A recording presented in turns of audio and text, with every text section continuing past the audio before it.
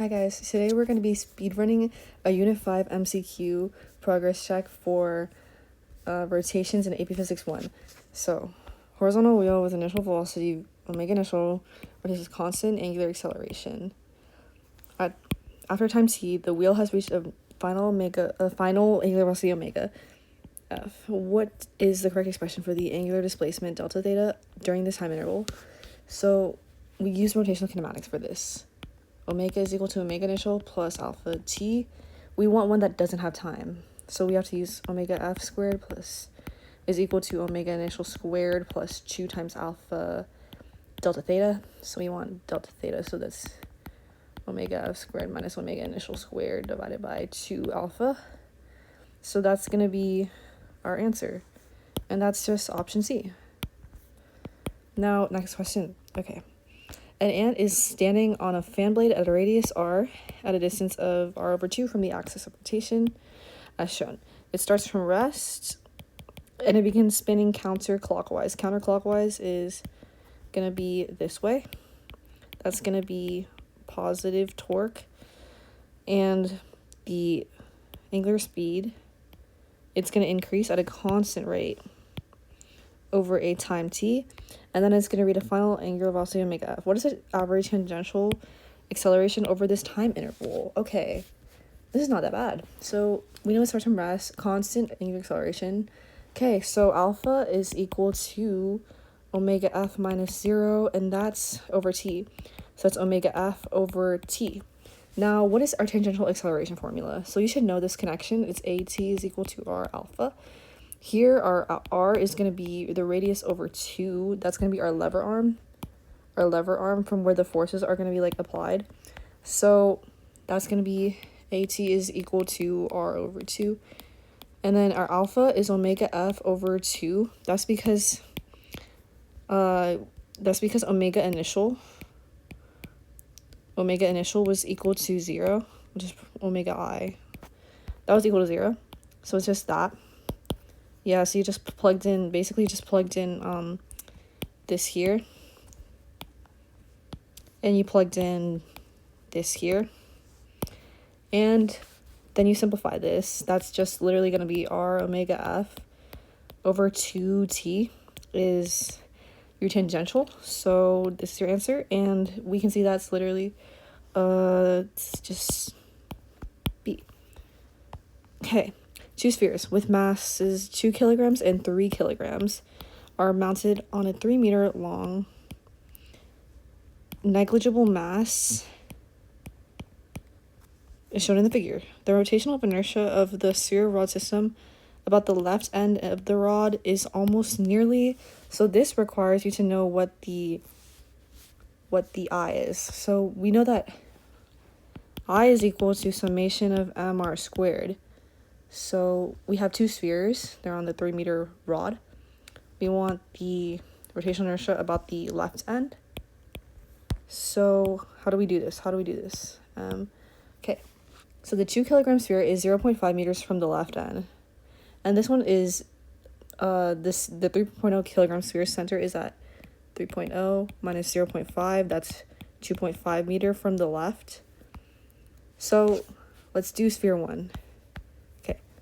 I1 is equal to 2.0, 0.5 squared. That's going to be equal to 2 times 0.25, which is 0.5. Yeah, this is not calculator on the AP. And then this I squared is equal to 3.0 times 2.5 squared. I squared is equal to 3 times 6.25. I2 is equal to 18.75. Now, your total is equal to, so you basically use this for each sphere, and then after that you get the I total, which is just the sum of them. 0.5 plus 18.75, which is 19.25. That's approximately, looking at our answers, that's just going to be 19 kilogram dot m squared, which is going to be our answer, which is just going to be D. The figure shows a disc with radius r is equal to 0.5 meters connected to a motor by an axle. A brake touches the edge of the disc and exerts a constant force on the disc. The motor delivers a torque of magnitude 150 newtons dot meters to the disc, and the disc rotates at a constant angular speed of 50 rad per second. What is the magnitude of the torque exerted by the brake on the disc? So constant angular speed means that your acceleration is delta omega over t. If that's constant, that means your alpha is also going to be constant. So that means that it's going to be equal to 0. So there's no change in your omega. So that means that there is going to be 0 over t. So that's equal to 0, if you're wondering. So that means that your torque is equal to 0. So that means that the torque of the motor has to equal to the torque of the brake. And we know that the torque of the motor is 150 newtons dot meters. Therefore, this has to also be 150 newtons dot meters as well. So that's just B. Now, moving on, we have, okay. A pulley with radius r, mass m, and a rotational inertia I is free to rotate around an axle at a pulley sensor. The two blocks are connected by the string of a negligible mass. The tension T2 in the part of the spring attached by block 2 is going to be greater than the tension of T1. So T2 greater than T1. The string does not slip, no slip condition. And frictional forces on the axis are negligible, no friction. So which one is the expression for the angular acceleration of the system? Okay, so we can use Newton's second law for rotation. Summation of torque is equal summation of torque is equal to moment of inertia times angular acceleration. So torque 2, we're gonna do this for torque 2 first. For tension 2. So the torque that's produced from the tension 2 is T2R. And for T1, that's T1 is equal to T1R. So that means your torque net is just T2R minus T1R. You can factor out the R. So that's going to be your R T2 minus T1 torque net. So you're going to have alpha is equal to, and then we can solve for angular acceleration. So we set that equal to I alpha.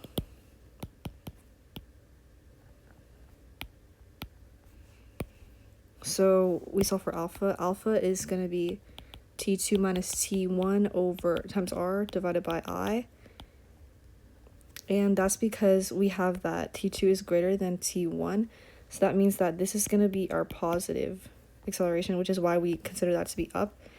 So it's going this way. And we can see that that's going to be A. Okay. 3 fans undergo different angular accelerations over different time intervals. The angular displacement and elapsed time for each of the fans is described in the table. Which of the following correctly compares the average angular speed omega of the fans? So we see omega average is equal to delta theta over delta time. So let's do this. Let's calculate this for each of the fans. So the first fan, we have omega initial 1 is pi over 3. Omega 2 is going to be 4 pi over 4, which is just equal to pi. And then omega 3 is going to be 3 pi over 1, which is going to be 3 pi. Now, let's compare them. So we see that 3 pi is going to be greater than pi. Okay, 3 pi is greater than pi over 3. So that's going to be omega 3 is greater than omega 2 is greater than omega 1. So that's going to be answer D. Next, a point on Earth's equator is at a distance RE. The radius of Earth is 6.38 times 10 to the power of 6 from the axis of the Earth's rotation, as shown. So point B is at a latitude of 53 degrees north of the equator at a distance r from the Earth's axis of rotation. The total distance traveled by point B during one complete revolution of the Earth is most likely. So what can we do here? So that we're given this, and our latitude is 53 degrees. So we can write that our distance from the rotational axis, we can do r is equal to RE cosine of 53 degrees. So that's the angle right there. That's cosine 50 degrees. RE, that's your radius. And yeah, that relates R here. So this is going to be opposite, and this is your adjacent, and this is your hypotenuse. That's your triangle right there. If you look at it like that. So that's how we're relating R to that. So then you have cosine 53 degrees. This is going to be approximately 0.60. And you're going to write that 6.38 times 10 to the power of 6. 0.60.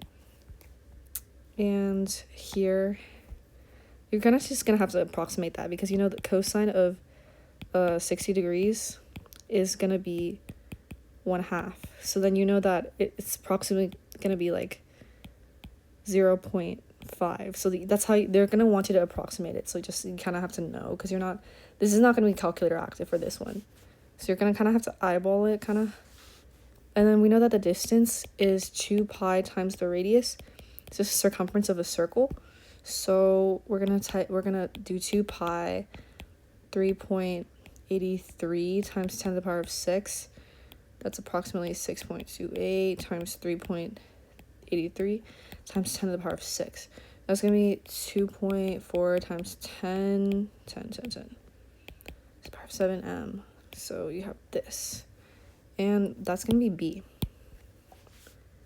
Now for this one, let's see here. Okay, next one. A uniform meter stick has 3 labeled positions at different locations shown in the figure. The rotational inertia of the meter stick about its center of mass is 1/12 ml squared, where m is the mass and L is the length of the meter stick. Which of the following compares IA, IB, IC, the rotational inertias of the meter sticks about the points A, B, and C respectively? Okay, let's see here. Yeah, blah, blah, blah, blah. Well, what we see here is we're gonna use the parallel axis theorem.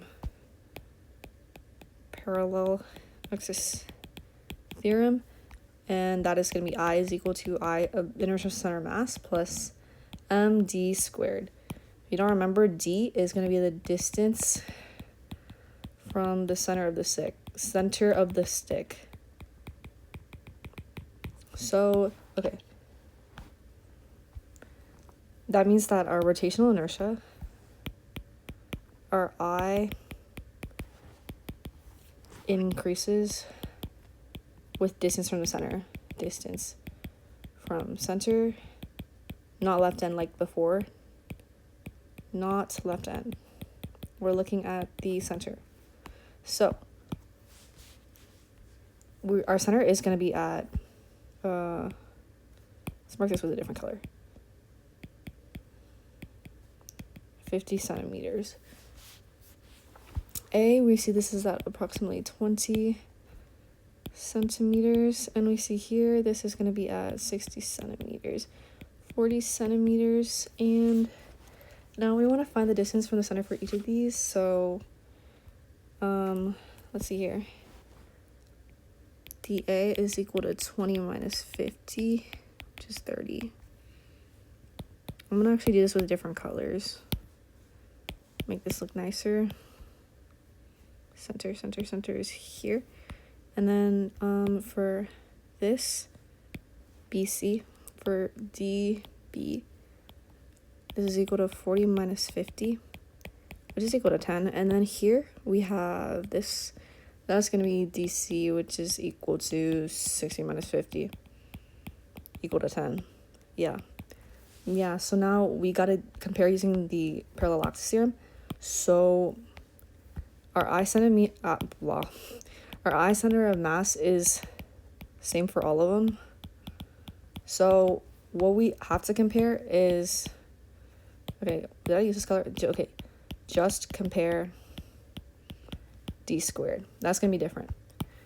So we have to square each of those. So for first off, we have d squared of a. That's going to be 900. Okay, and then db squared, that's going to be 10 squared. That's going to be 100. And then for dc squared, that's going to be 102. So that means that we can rank these. That's just going to be what is it?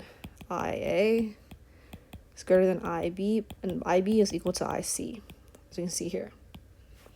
So this is answer option A. Now, after this, let's do our next one. Do we have any more on this page? Yes, we do. Okay. So a sign of mass M hangs from the right end of a horizontal rod. Also, mass M that is pivoted about the mass M that is pivoted about an axis at its left end. Okay, left end. That's a pivot. A vertical rope is connected to the right end of the rod, as shown in figure 1, and the rope exerts a torque of magnitude T, torque R1 on the rod to keep the rod in equilibrium, so it's in static equilibrium, right? So in figure 2, the rod and the sign are moved to the midpoint. Okay, so we're not doing that. And the system is again in equilibrium. Okay, so it is in static equilibrium. The magnitude of the torque is exerted by the rope is torque R2. Which of the following correctly relates torque R2 to torque R1? Okay, so here's at the right, and then here's at the midpoint. Wait, yeah, the rope is on the right, and here it's at the midpoint. So let's look at the torques in figure 1. So in figure 1, we have the weight of the rod. The weight of the rod is going to be at the center of mass. So this is going to be the M of the rod times G. And it's going to be at a distance 2, L over 2. So we'll write this up here. That's L over 2. So torque of the rod, mg L over 2. The weight of the sign is going to be, so it's x at the right end. So the distance is going to be L for the sign. Yes.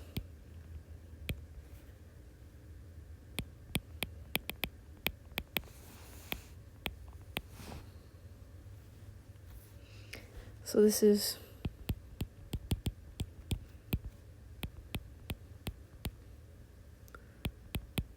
I want to write that there, right?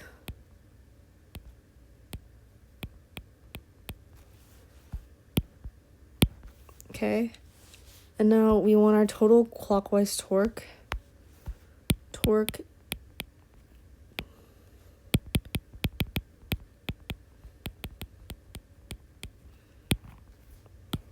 This is so big. Okay.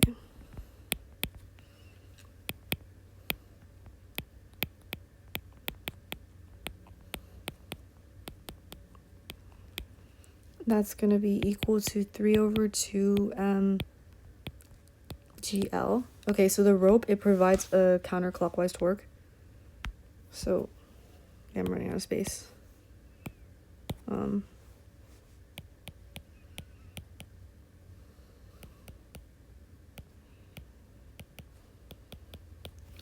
So,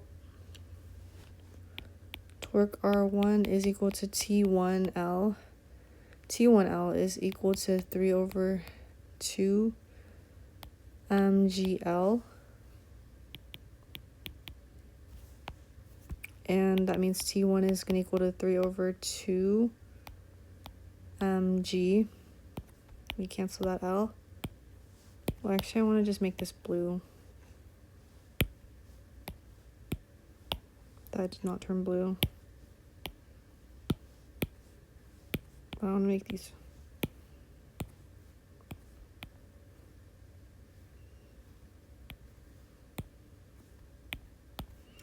Okay, and then let's look at the second one now.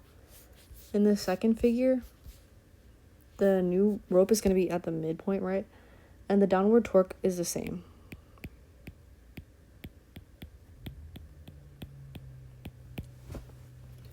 But the rope lever arm is L over 2 now. So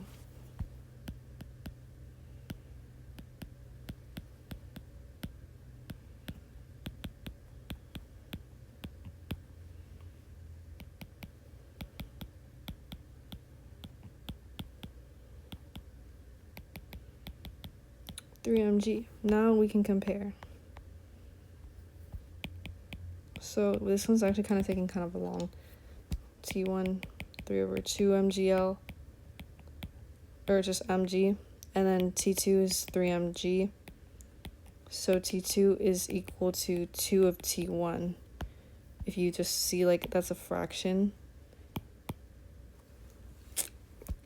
just take the ratio of those two. So this is going to be D. Two thin rings are spinning counterclockwise about a axis perpendicular to the ring center. Ring 1 has a mass m and radius r, and ring 2 has a mass m and radius 4r. Identical counterclockwise torques are exerted on each ring. The rotational inertia of a ring if mass m and radius r 1/2 m r squared. A1. Okay. Let's do each ring. Okay. So first we have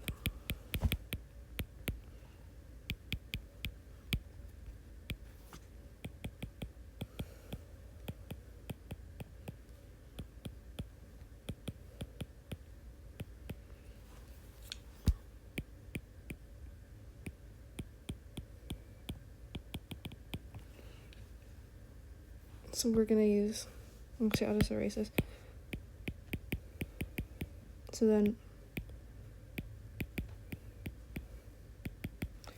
angular acceleration, you're gonna have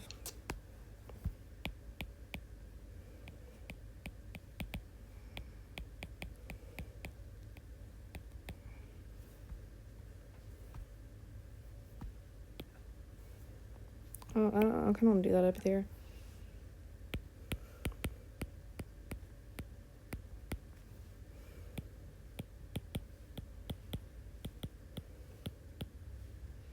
So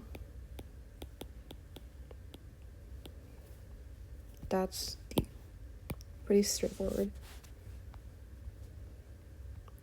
Time t, the wheel is rotating in a counterclockwise direction. So the wheel is going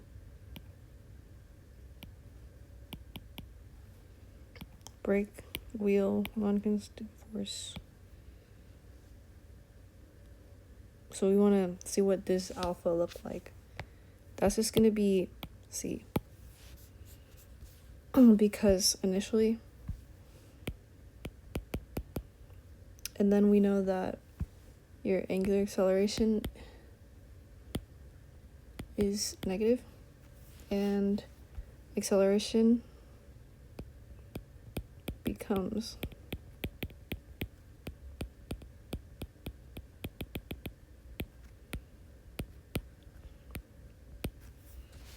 so that means that it's going to decrease. Curve, it has to be concave up.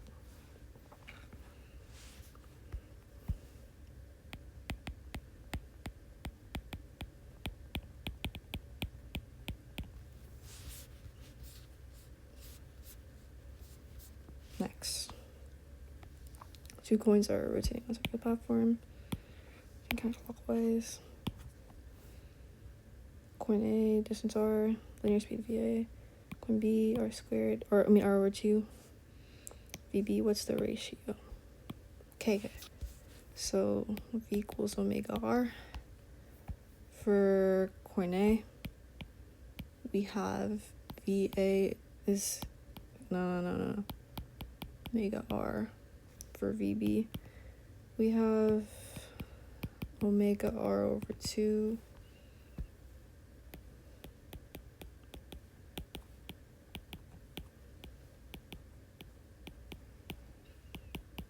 That's equal to 2. because and you want to bring that to the top, so you flip it too.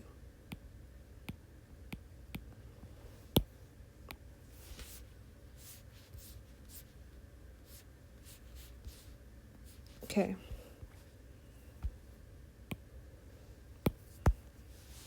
A spherical cloud of gas and a dust deep in the begins to collapse. Radius decreases over time.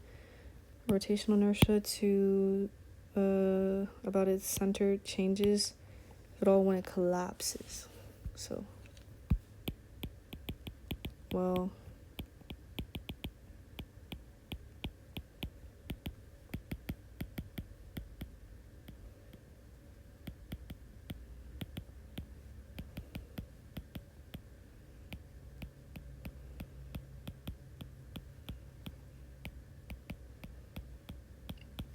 but we see here I r squared there. So okay,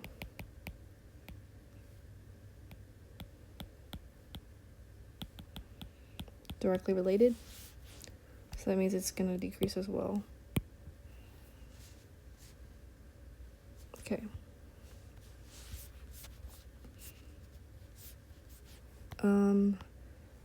Which of the following really relates to the magnitudes and the torque exerted by the forces on point A? Okay.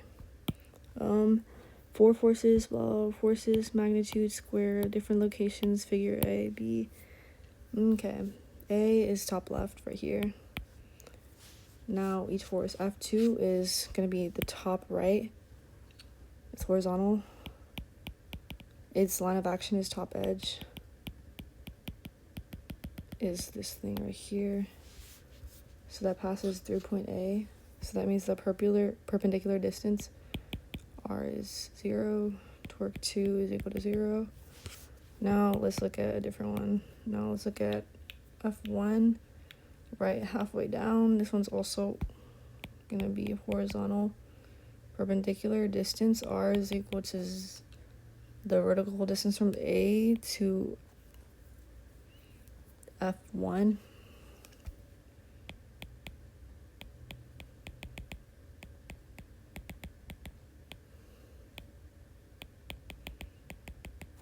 That's the side length.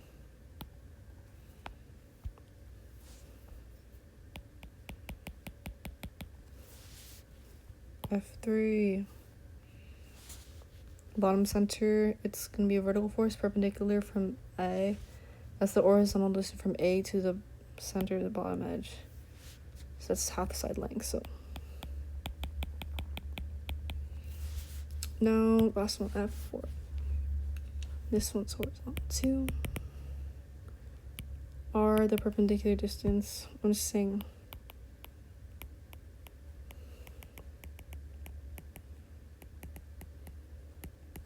By the way, that's what I'm using right now.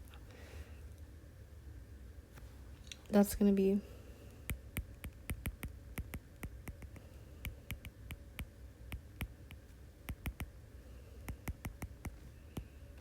right there.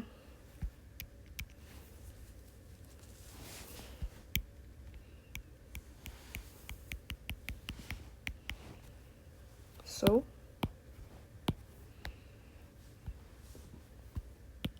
T1 greater than T3, or torque.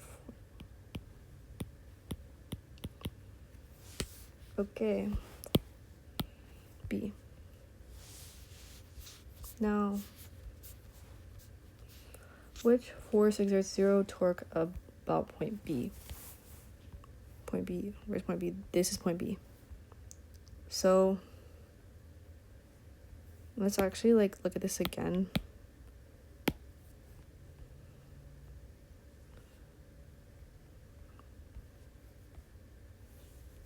Oh, I thought this was duplicated.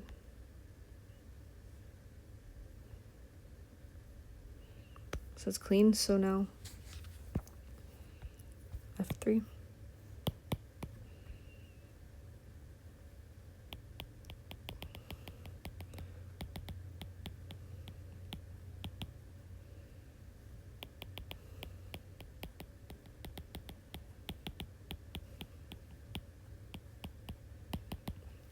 Okay, F1.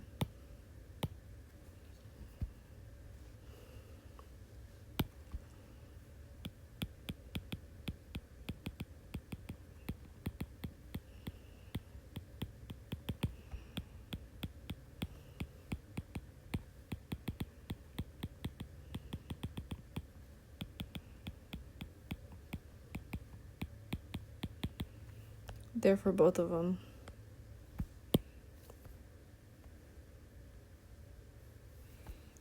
Okay, this kind of got... Yeah, this is better. Okay. Last 3. 16.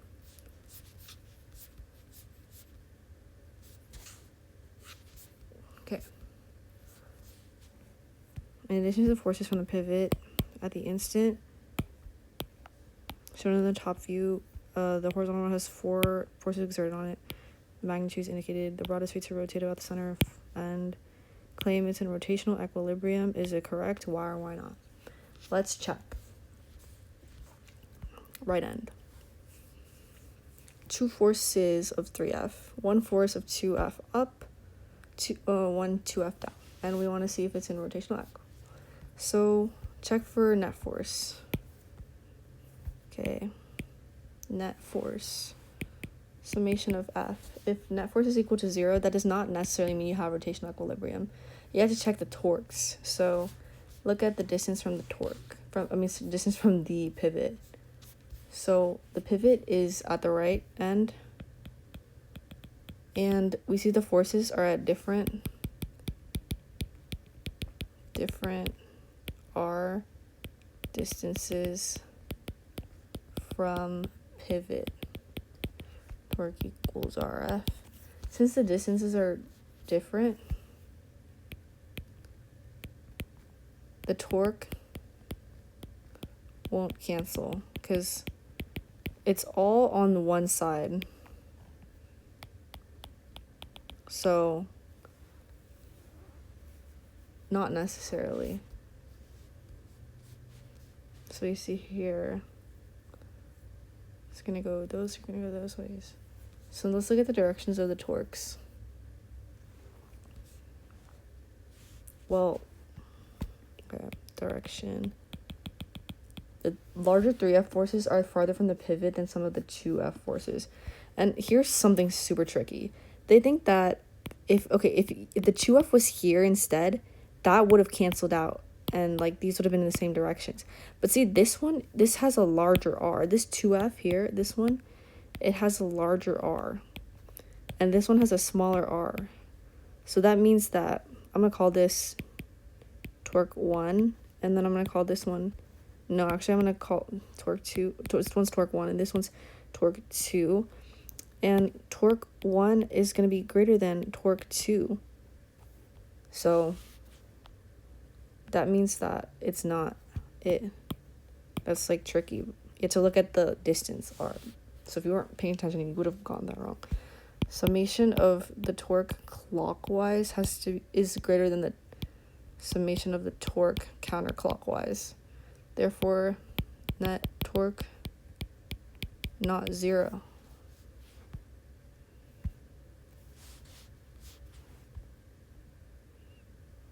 So C. Okay. Block mass M initial hangs from string wrapped around horizontal disc. The mass of the pulley are negligible. Release from rest and goes downward. Does it exert a torque? And is it equal to that? Slowing down, so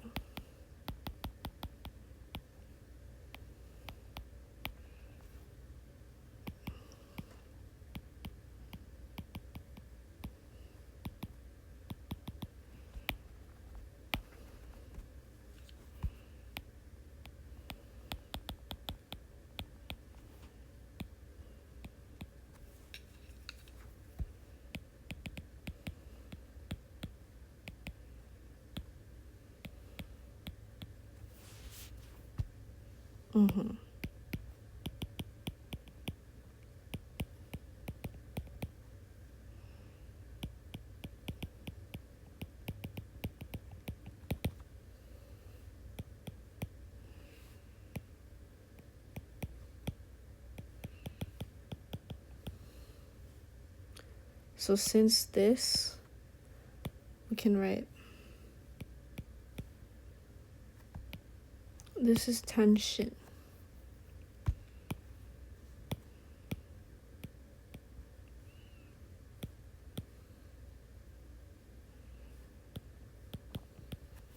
So that's going to be no. Or sorry, no, because the tension in the string is less than the weight of the hanging block. Okay, last one.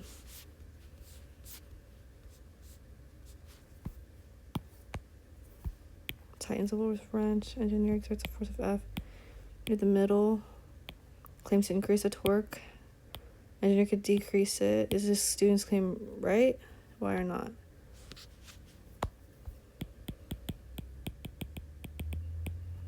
Theta is in between.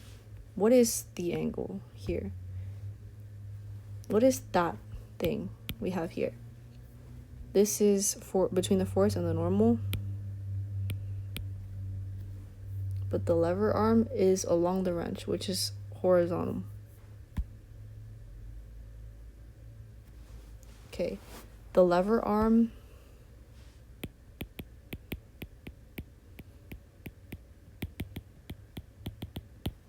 horizontal. The normal is vertical. This is 90 degrees apart.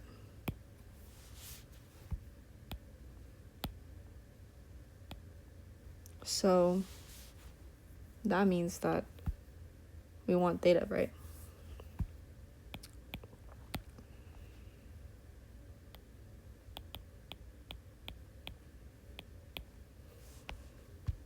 So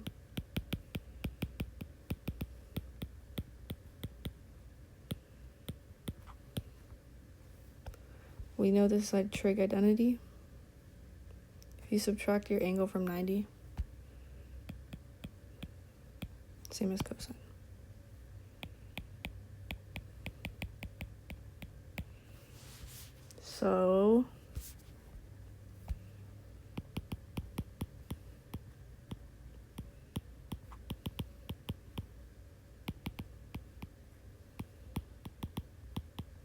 So student is right. Decreasing the angle increases the angle between the force and the lever arm, which increases the torque.